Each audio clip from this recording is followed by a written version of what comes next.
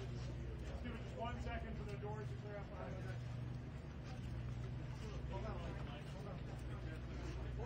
Pull the paper off? Okay.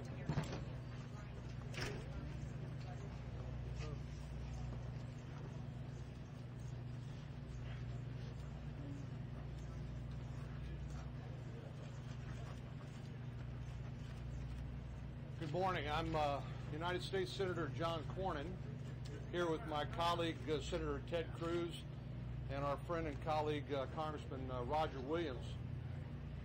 When I came to West this morning, a gentleman greeted me. He said, saying you're a Texan doesn't just describe where you're from, it describes who your family is, which to me speaks volumes about how this community has come together in the light of this terrible tragedy.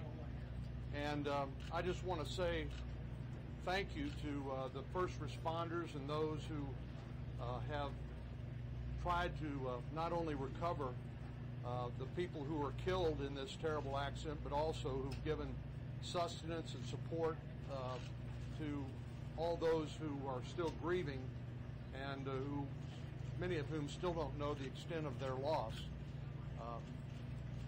We know the judge and the mayor and all the local officials are doing heroic work here.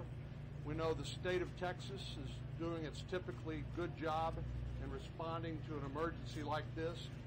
And we know there's a lot of big hearts, people who are volunteering their time from the Red Cross. We saw HEB here as they typically come to disasters like this to offer their hand. But just one of the things that you find in a terrible time like this is that people step forward, they offer their hand of help, and it provides a lot of comfort and reassurance during a very difficult time. So I'm here, Senator Cruz is here, Congressman Williams are here to do whatever we can to be of help and to offer any consolation and support that we possibly can during this very difficult time, not just for the people of West Texas, but the people of America, as we've seen this week, some very sobering events occur that weigh heavily on all our minds. Senator Cruz. Well, thank you. Let me echo what Senator Cornyn said. This is a community that is hurting right now, that is racked by a horrific tragedy. And yet I have to tell you, visiting with the men and women here, your heart weeps for their suffering, and at the same time it is uplifting to see so many Texans coming together, so many people who dropped everything and said, how can we help? And that really is the American spirit. I visited earlier today with a young lady who lost her home and who lost friends and loved ones in this terrible tragedy. And she said to me, she said, I'm used to helping others. When there were fires down in Bastrop and people were hurting there, I was used to helping and providing aid to others, and now everyone here is here helping us. And I have to say, yesterday I visited my colleague Senator Elizabeth Warren, and obviously the citizens of Boston and Massachusetts are suffering over that horrific terrorist attack that occurred there. And it was striking how similar her sentiments were, that in the midst of tragedy and suffering, there was story after story of inspirational heroism, of people stepping forward, helping others, and saying, we're going to come together and we're going to come through this more strongly. And so I want to just say to the citizens of West, you are being lifted up in the prayers of millions of Texans, millions of Americans, people around the world. And the same is true for the citizens in Boston, Massachusetts, that when we face great adversity, we come together and stand together. And we're doing that today. Thank you. I'm Roger Williams, representing Congressional District 25, which part of that is Hill County, which is right next door to where we are right now. I too am been so humbled and to see the stories that are coming out of here. We're all grieving right now, and there's a time for grief, but at the same time we'll begin to rebuild. And when you talk to the people right here in in this great community. You see the can-do spirit, which is all about Texas. I think that we all agree Texas is probably the greatest state in this country, and America is going to see this very shortly as we begin to rebuild. And I too, like Senator Cornyn and Senator Cruz, want to offer all the help that we can give. Certainly, we're all praying, and we need to have prayers right now. Prayers for those that have not come out of this, and prayers for those that will move forward. But it's a team effort. That's what Texas is about. And the stories we've heard already from heroes has just been phenomenal, and there'll be more to come. But like the two gentlemen standing with me and all the people of Texas, we're humbled. We're proud to be Texans, and our hand is out. We're going to help, continue to help till we begin to see the rebuilding process bring this great community back. Thank you. Senators, Congressman, if you could tell us more of what authorities have told you of how ammonium nitrate may have played a part in this explosion. What have you learned? Well, this is a agricultural community, and ammonium nitrate is an important fertilizing agent. The question is what role ammonium nitrate played, and I really ought to invite the county judge up here because he gave me a tutorial in anhydrous ammonia and ammonium nitrate and how it's used. But essentially, it's a fertilizer, and we're here during in a rural community where agriculture is important, and this was, of course, this explosion occurred at a facility that stored this ammonium nitrate and anhydrous ammonia. But right now they're investigating all of it. But we had a chance to go to the last site and see the tangled wreckage of one of the fire trucks that where some of the first responders that they drove to the scene. And as you know, there was a fire. And then the fire subsequently, after the first responders got there, caused the tanks to explode, which caused most of the significant damage and loss of life.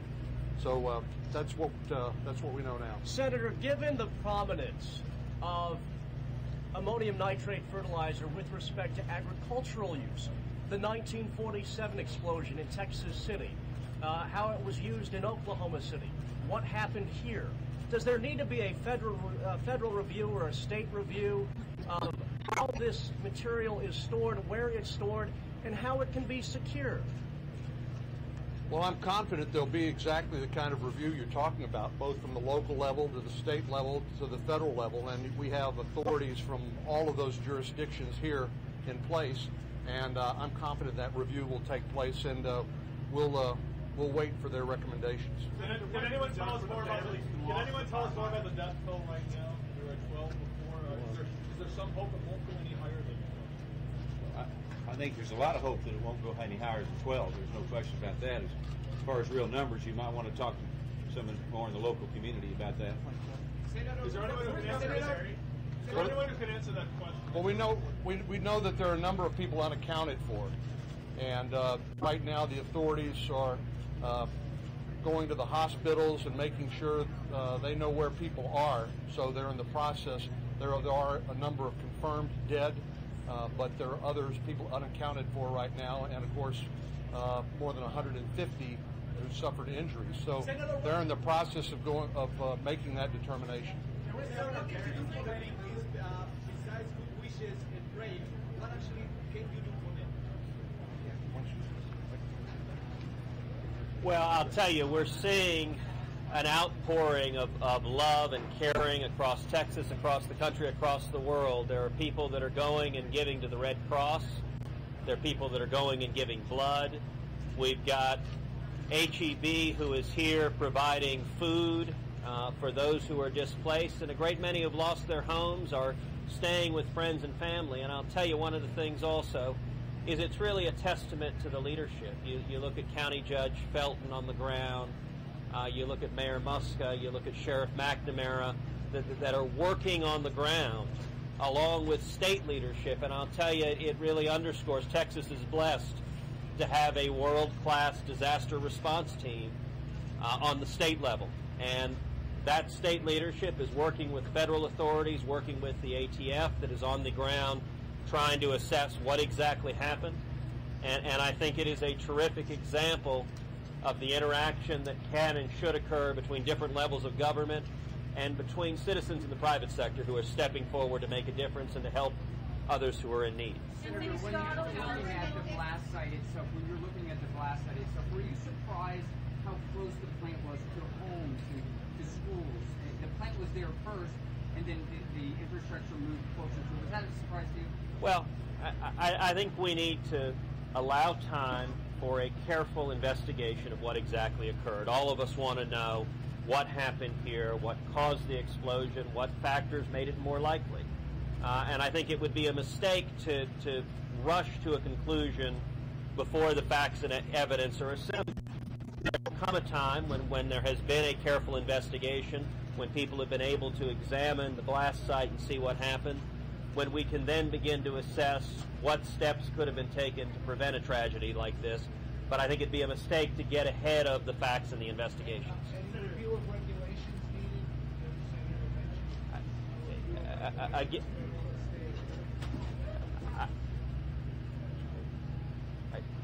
I think we need to await the conclusion of the investigation to ascertain what happened. Senator, do you know a dollar amount that needs to be reached before any federal assistance disaster assistance? Can you speak a little louder?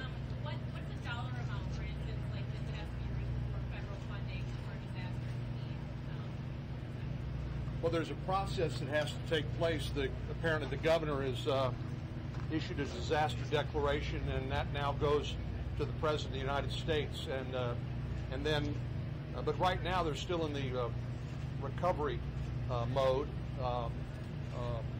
search and rescue, excuse me, and before they move into recovery mode, because, as I said, there's still about 60 people unaccounted for, and need to make sure that everybody who can be accounted for is properly taken care of. So the federal government will be there as a backstop. There are programs in place that we'll be working with local officials and state officials to try to make sure that whatever is there that the federal government can do as a backstop, that all of this great outpouring of support at the local and state level will be backstopped by the federal support. 60. Senator, you predict the use of the fire substance caused the explosion. Did investigators tell you that, or is that just being assumed? And have investigators gone into the plant to check? Well, we have toured it, but I think, you know, we need to let this process work. There's a lot of questions out there, much like you're asking, but the process needs to work, and it is working. And I think some of the local officials could probably answer those questions better than. So is it wrong to say the fire caused the explosion? Well, I don't think that. I think that's something you may want to ask the people that have really have been on the ground longer than we have. We have been to the site and seen the devastation. Senator, right here, quick question. In the apartment complex, there were a lot of residents. A few of them were Latinos. And talking with some of us, they mentioned that a few might be undocumented. Are you guys going to be able to provide the same type of help to the legal residents, or maybe there's some undocumented residents? Is going to be any difference? We're going to help every human being that needs our help. Senator, just wanted to elaborate in regards to Boston, gentlemen. Is there anything updates that y'all have been given in regards to the search in Boston? No. Can you speak up?